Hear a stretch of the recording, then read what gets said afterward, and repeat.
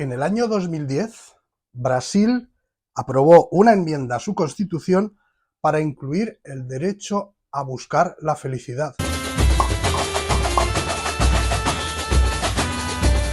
Y algo que yo no sabía es que tanto en Corea como en Japón esto es algo que ya está en sus constituciones. La pregunta es, ¿la felicidad es un derecho? Esto es Spanish with Quotes, o como decimos en la lengua de Baltasar Gracián, español con citas.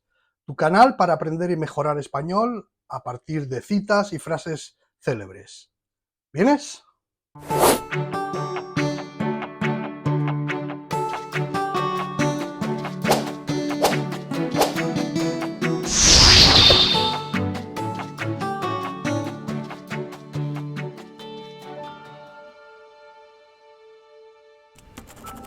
La perfección moral consiste en pasar todo el día como si fuera el último, sin agitación, turbación ni hipocresías.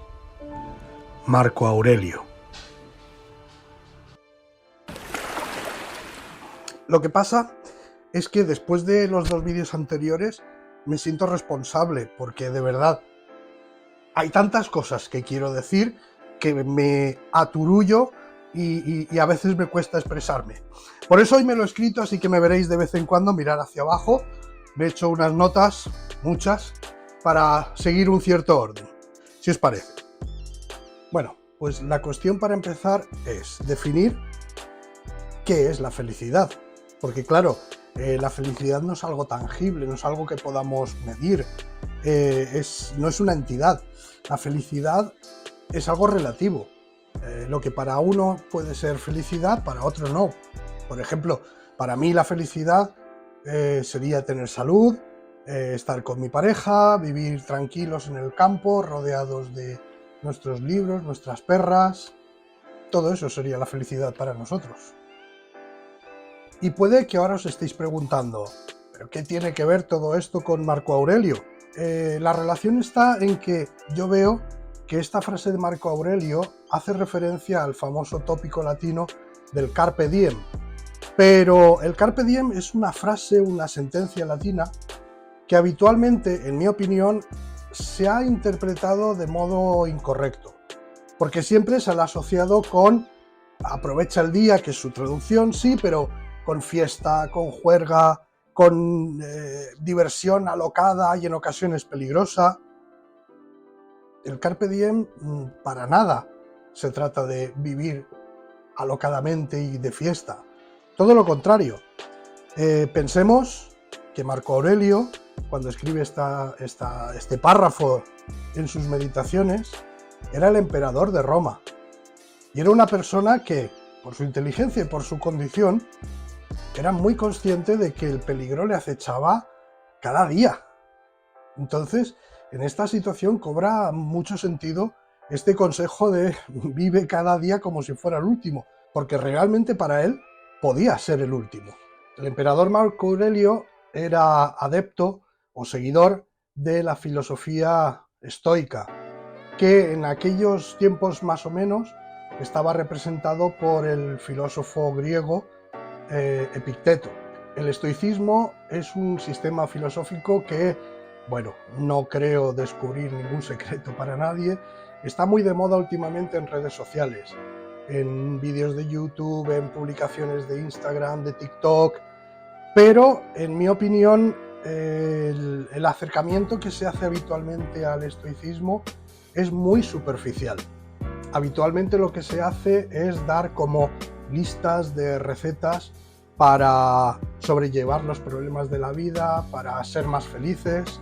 En la cita que hemos leído hoy de Marco Aurelio, lo cierto es que de manera parcial se ha utilizado con muchísima frecuencia en cuentas de YouTube o en Instagram, como decía antes, pero, repito, de manera parcial, no la cita completa. Siempre se decía algo así como aprovecha cada instante de tu vida y poco más. Quería leer un párrafo muy interesante de este libro, Happycracia, de Edgar Cabanas y Eva Illouz. Y en este párrafo dice: la felicidad se ha convertido en el criterio de una vida bien vivida. Esto es, no solo de una vida buena o una vida exitosa, que también, sino de una vida bien aprovechada, en donde lo que cuenta es el proceso continuo de luchar por ser feliz, asumiendo que la lucha siempre se verá recompensada. Los que usan los preceptos de la filosofía estoica para dar esta serie de consejos de autoayuda que se critican en este libro de Edgar Cabanas y Eva Illouz, lo que hacen es podar la idea original, porque no la ofrecen. Por ejemplo, la frase de Marco Aurelio no se suele ofrecer íntegra, y cuando podamos una idea la convertimos en una consigna. Frente al significado que habitualmente se le da en muchos medios, la frase de Marco Aurelio tiene un significado bien distinto. Voy a leerla completa para que veamos hasta dónde llega esta diferencia. La perfección moral consiste en pasar cada día como si fuera el último, sin agitación, turbación ni hipocresías. Lo cierto es que este mensaje está bastante alejado de lo que tradicionalmente se ha venido asociando a esta idea del carpe diem. ¿Cómo me recuerda esto al final del diálogo Fedón de Platón? Os lo recomiendo muchísimo. Como acabamos de leer, Marco Aurelio no habla para nada de estar todo el día de juerga y de fiesta. Todo lo contrario, lo que él se aconseja a sí mismo es vivir sin agitación y sin sufrir situaciones desapacibles. En el libro que he mencionado antes, Happycracia, los autores hablan de que la filosofía de la felicidad es la psicología positiva, también se le llama por este nombre en muchos lugares, y que está tan de moda. Bueno, ellos sostienen que es algo así como un invento del sistema capitalista para tener controlados a los trabajadores. Pero bueno, más allá de esto, voy a leer un último fragmento de este libro que precisamente habla de lo que estamos diciendo, de esta búsqueda constante de experiencias positivas, de la felicidad, como un erróneo significado o una interpretación equivocada desde mi punto de vista del carpe diem. Dicen: tanto el enfoque científico de la felicidad como la industria de la felicidad que se ha creado y expandido a su alrededor contribuyen de forma significativa a legitimar la suposición de que la riqueza y la pobreza, el éxito y el fracaso, la salud y la enfermedad son fruto de nuestros propios actos. Lo cual legitima también la idea de que no hay problemas estructurales, sino solo deficiencias psicológicas individuales.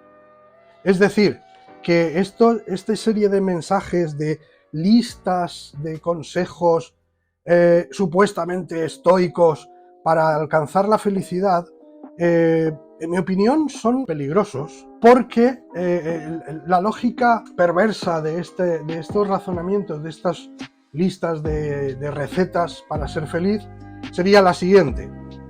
Primero, es una lista de consejos bien sencilla, son cosas que se pueden llevar a cabo. Si las sigues tal y como te explican en estos lugares, serás feliz, tendrás éxito, tendrás amor, no habrá problemas en tu vida. Y finalmente, si todo esto no sucede, si no eres feliz, si no tienes éxito, será por tu culpa, porque no has aplicado correctamente las recetas tan fáciles y tan sencillas que te acaban de ofrecer.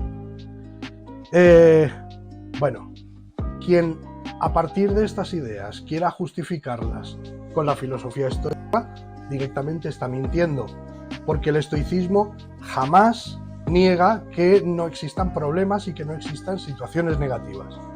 La filosofía estoica lo que enseña es cómo afrontarlos, cómo posicionarse frente a estas situaciones. Y una cosa que me parece grave en todo esto es que se reduzca todo un sistema filosófico tan complejo como es el estoico a a una serie de consejitos de revista para el fin de semana, de recetillas, como decía antes, que siguiéndolas todo te va a ir bien. Porque no se habla ni de la concepción del universo que tenían los filósofos estoicos, ni de su ontología, ni de su teoría del conocimiento.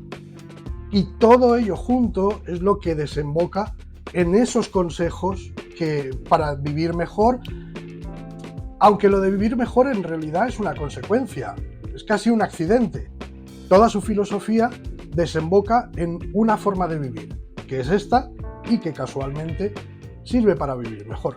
Como mencionaba antes, el emperador Marco Aurelio, por emperador, era muy consciente del peligro y de todas las cosas negativas que le rodeaban y sobre las que tenía que legislar día a día.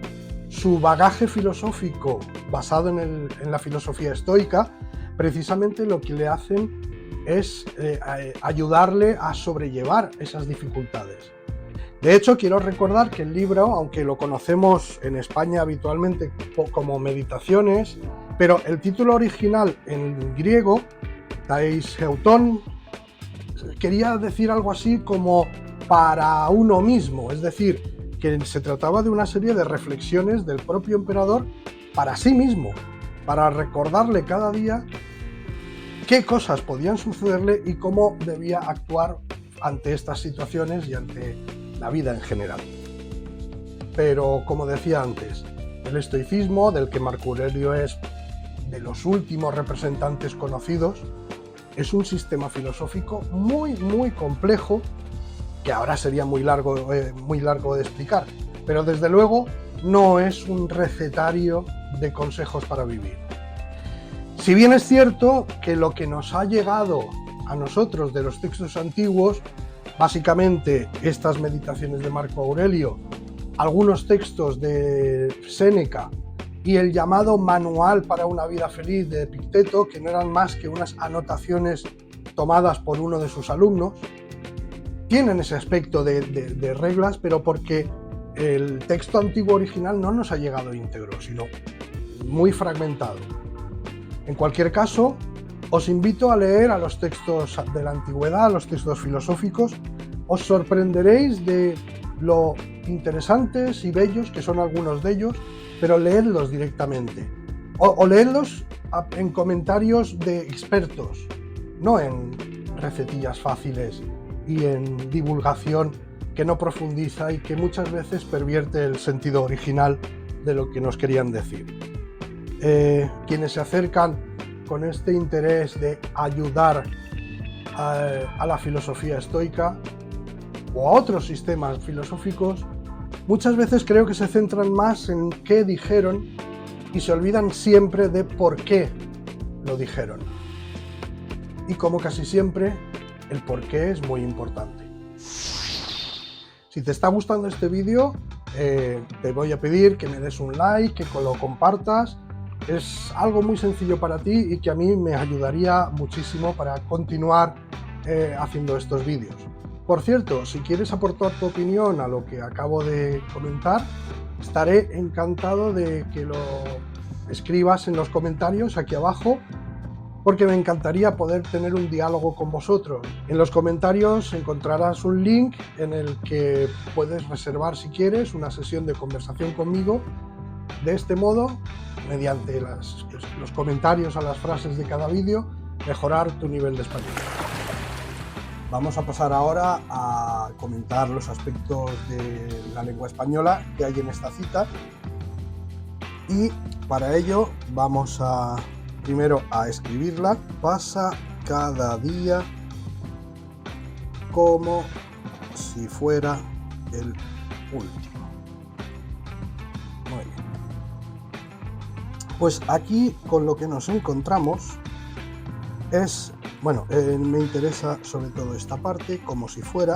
Aquí lo que tenemos es una construcción curiosa que consta del el enlace como si seguido de subjuntivo, pero no de cualquier forma de subjuntivo, porque la construcción estrictamente es como si más dos opciones. No hay otras opciones. Esta construcción, como si, no podemos construirla ni con presente ni con pretérito perfecto de subjuntivo. Y por supuesto no con indicativo. Como si más imperfecto, como si más pluscuamperfecto. Evidentemente el imperfecto lo usaremos para cuando queremos hacer referencia a una acción, una situación en el mismo momento del que estamos hablando, y pluscuamperfecto para marcar la anterioridad. En ambos casos de subjuntivo. Ejemplos.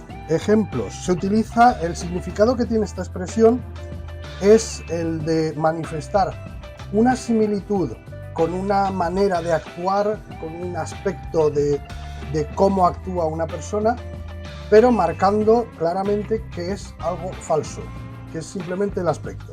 Entonces, por ejemplo, podríamos decir, no sé, algo así como que ese chico se comportó conmigo como si nos conociéramos de toda la vida. Y de hecho, en este ejemplo, como si nos conociéramos, lo que implica es que de hecho no nos conocemos de toda la vida. Y un ejemplo con pasado sería, pues, ayer mi primo me habló como si le hubiera tocado la lotería. Bueno. Y del mismo modo, como si lo hubiera tocado, tenemos como si, y en este caso pluscuamperfecto de subjuntivo. Significa que de hecho no le tocó la lotería. Una segunda construcción es la formada por ni que. Y del mismo modo que antes, con imperfecto, voy a hacerlo abreviado, o pluscuamperfecto de subjuntivo. En realidad esta construcción, ahora veremos un par de ejemplos, tiene un significado muy similar al anterior, es decir, hace énfasis en que aquello que destacamos como algo aparente, algo que tiene el aspecto de haber sucedido, la manera de actuar de una persona, por ejemplo, que no es real. Pero a diferencia del anterior, cuando decimos, por ejemplo, que ese chico actúa como si le hubiera tocado la lotería, estamos haciendo una declaración, estamos dando una información, mientras que aquí estamos exclamando. Por ejemplo, podríamos decir algo así como: Arturo se ha comprado un coche carísimo. Afirmación. Y entonces decimos: ni que le hubiera tocado la lotería.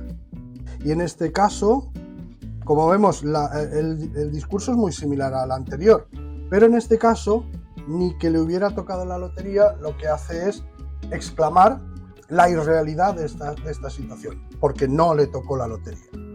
Y por último, quería llamar la atención sobre una cuestión, un verbo muy fácil, que es el verbo parecer. El verbo parecer entra habitualmente dentro de los llamados verbos copulativos, junto con ser y estar, y otros verbos de significado similar. Y el verbo parecer puede funcionar con un atributo. Por ejemplo, podríamos decir que una persona parece muy listo, ejemplo, ¿vale? Donde la palabra listo es un atributo, pero el verbo parecer también podemos verlo usado con un atributo en forma de oración. Y lo que, por ejemplo, parece que está lloviendo. Bueno, habitualmente lo que se nos dice es que el verbo parecer más que, es decir, cuando el atributo es una oración, tiene el verbo en indicativo, está lloviendo, Dado que se trata el verbo parecer, se trata de expresar un proceso de pensamiento, un proceso mental, igual que el verbo creer, el verbo imaginar o los verbos de dicción, como decir, hablar, contar, etc. En esos casos, al ser afirmativo, parece que tiene indicativo, no parece que tendría subjuntivo. Pero con el verbo parecer sucede algo curioso. Y es que podemos encontrarnos un ejemplo como parece que ese chico esté cansado. Y aquí lo que tenemos es el verbo en subjuntivo.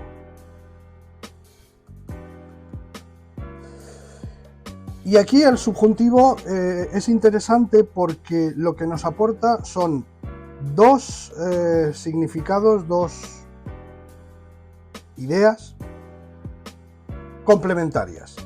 Por un lado, en primer lugar, tiene aspecto de cansado, es decir, el verbo parecer está actuando como un verbo copulativo, donde cansado sería el atributo. En segundo lugar, es una opinión, puesto que tenemos el verbo parecer más que con una declaración, una oración, pero el subjuntivo en este caso, lo que hace es indicar que esta declaración, esta idea de estar cansado, es falsa. La persona que habla afirma que no está cansado, aunque lo parece.